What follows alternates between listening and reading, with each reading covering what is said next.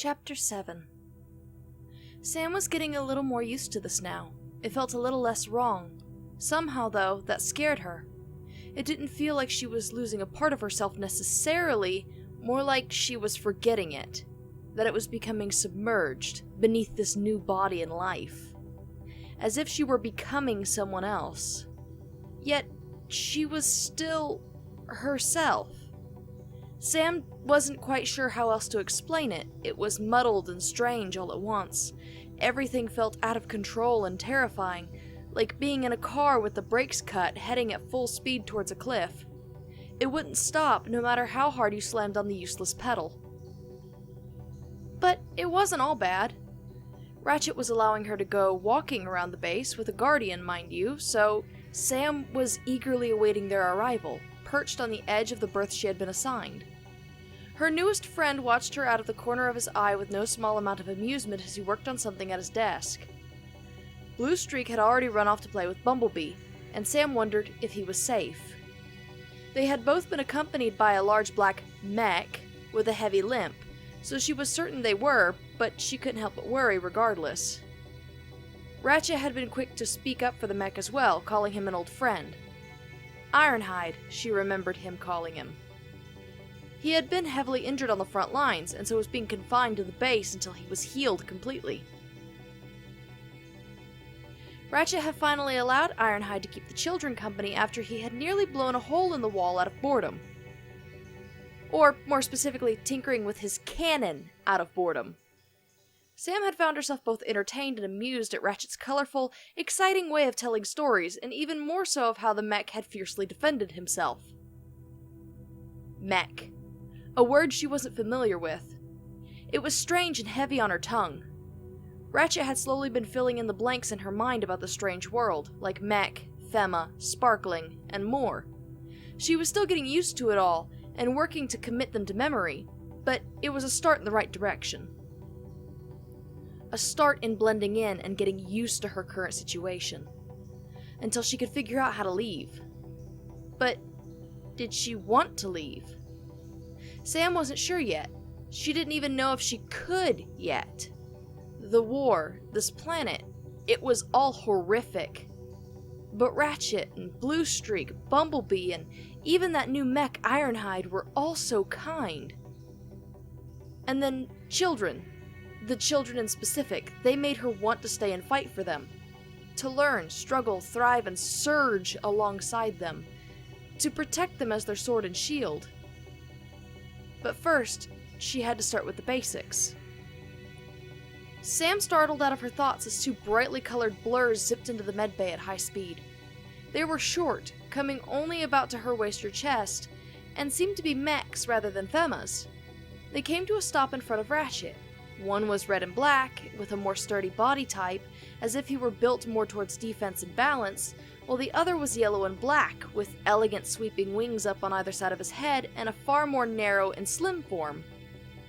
This other mech seemed like he was built for speed and flexibility. Sam doubted anyone would have an easy time hitting the red one hard enough to keep him down or getting a hold of the yellow one. They seemed young, but certainly not as young as Bluestreak or Bumblebee. Maybe pre-teens or teenagers? She wondered at them. You wanted us? The yellow one sneered, and iciness laced through his expression. We were in the middle of something.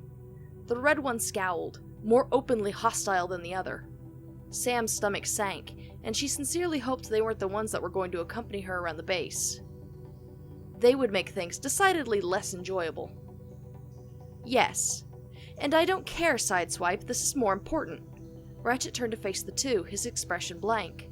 Sam frowned, noting how quickly the underlying gruff amusement had faded. She didn't know who these two were, but she could already feel that they were trouble. But was it just that they were troubled, or just straight up bratty? Somehow the former seemed more likely given the situation the world was in. How could it possibly be more important than buffing our paint? The red one bared gray, gear-like teeth, obviously miffed. Look, let's just get this over with. Yellow rolled his eyes, arms crossed over his chest. No, Chassis, Sam reminded herself. What do you want? Ratchet stepped to the side so that he was partial to both the two kids and to Sam. Sam, these are the twins. Sideswipe, he gestured to the red one. And Sunstreaker, he motioned to the yellow one. They will be showing you around the base and keeping you company. Ratchet turned to face the two. You two will behave. He shot them a nasty look. How could we not in the presence of such a pretty Femma? Sideswipe wiggled his eyebrows, smirking, and Sunstreaker rolled his eyes yet again and elbowed his brother, clearly unimpressed. Sam snorted and struggled not to laugh or scowl. It was a strange mixture of emotions, to be sure. Watch it! Ratchet snapped, and smacked Sideswipe across the back of his head. Behave and keep her safe. I better have her back before Prima's moon sets. You got me? Yeah, Sideswipe grouched, cradling the back of his head tenderly with a scowl up at Ratchet. We'll have her back soon, he huffed.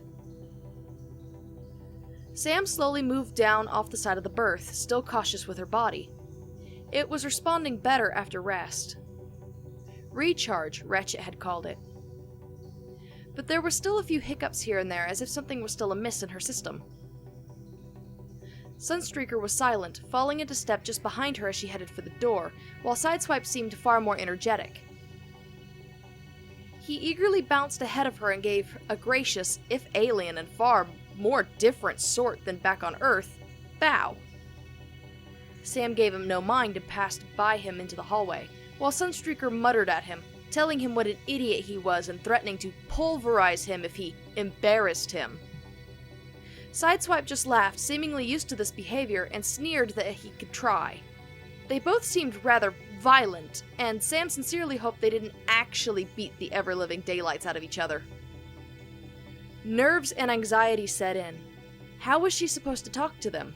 She could already feel the motherly instincts setting in, but still. They carried a violent presence around them, unstable, but not in the way that Bluestreak was. More frightening, as if they could snap at her or on her at any moment. Yet seeing how they were laughing with one another was a reminder. These were just kids. Hey, what's your name anyway? Sideswipe blinked up at her. Ratchet told you, didn't he? Sam's brow furrowed in confusion. Yeah, but I wasn't listening to that old bucket of bolts. He shrugged casually, looking bored. I usually tune him out. I'm Sam. She didn't know whether to be upset or amused. What a weird name, Sunstreaker grunted, raising an eyebrow. Don't be rude, Sonny, Sideswipe scowled at his brother. Don't call me that. Sonny snarled at his brother, looking irritated. Already, Sam was fond of mentally referring to him by the nickname. The elegant appendages on her back fluttered alongside her amusement, causing a strange sensation to ripple through her back. Sam wasn't ever going to get used to that, she didn't think. What do you want to see first anyway? Sideswipe ignored Sunstreaker and instead looked up at her curiously. I don't know. What's here? Sam glanced around hesitantly. The hallway they were moving down was long and curved. Occasionally, she noted one or two other robots making their way along its length. None Sam recognized, however, and they seemed in a great hurry. Otherwise, it was barren and silent, like a ghost town. She grimaced, uncomfortable with the strange emptiness. It was too much space to be like this. She felt like it should be bustling with activity, at least a bit more than it was right now. It felt like there was no one else in the world, really, and that they were all dead.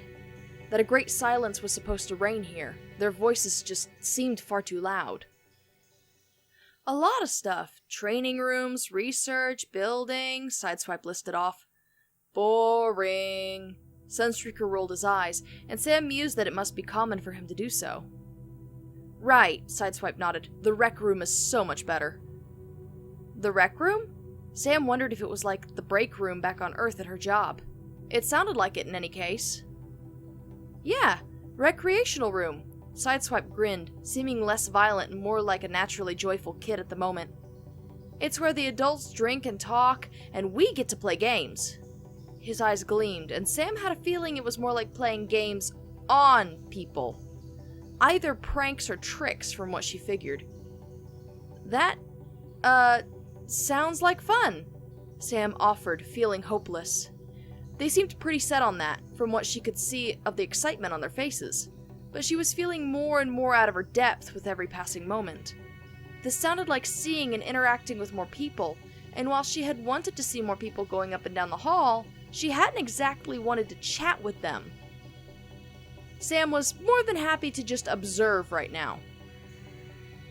It is. Sunstreaker nodded his head, looking satisfied with her answer. Come on, we'll show ya! Sideswipe grabbed her hand and set off to drag her down the hall, yanking a yelp out of her mouth. Oh, for Allspark's sake, Sides! Sunny groaned and followed close behind, used to his twin's antics. Sam stumbled and struggled to keep up, feeling her stress levels slowly tick higher and higher. She had nothing against the two, but they were slowly feeling more and more like a handful than what she had expected. They were troubled and looking for some kind of outlet, or someone to listen to them. Something. Anything. She just wasn't sure if she could handle them just yet. Sam had only just arrived here, after all, and she was still getting used to this new body. She had no real allies, and while Bluestreak was sweet, he was small and didn't exactly count. She couldn't tell him about anything that was going on, or her prior life. He had too much on his plate, and it wasn't right to put that kind of pressure on a child. It was hard, and this wasn't helping matters in the slightest. Taking a deep, hard breath, Sam told herself to stay calm. All she had to do was get through this, and then she could be back in the medbay to stay as long as she needed. Sam tried not to make any displeased or upset noises or expressions. It was official. She would have to talk to Ratchet about everything.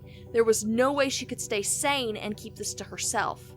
She needed someone to vent to and help her to keep a level head. Sam wasn't used to not having anyone. There was usually someone, even if it was just in passing, that let her talk about things and vent a little. But here, in this new place, alone, she had no one. No one at all.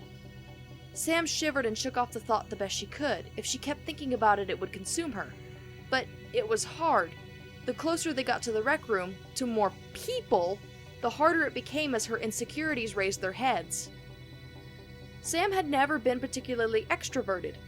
And what was more, she felt like if she said the wrong thing, everything would come crashing down on her head like a china cabinet. Broken glass shards and splatters of blood abound. But Sam didn't have a choice in the matter. She would just have to do her best and try hard not to let the panic overwhelm her. Taking another deep breath, Sam steeled herself.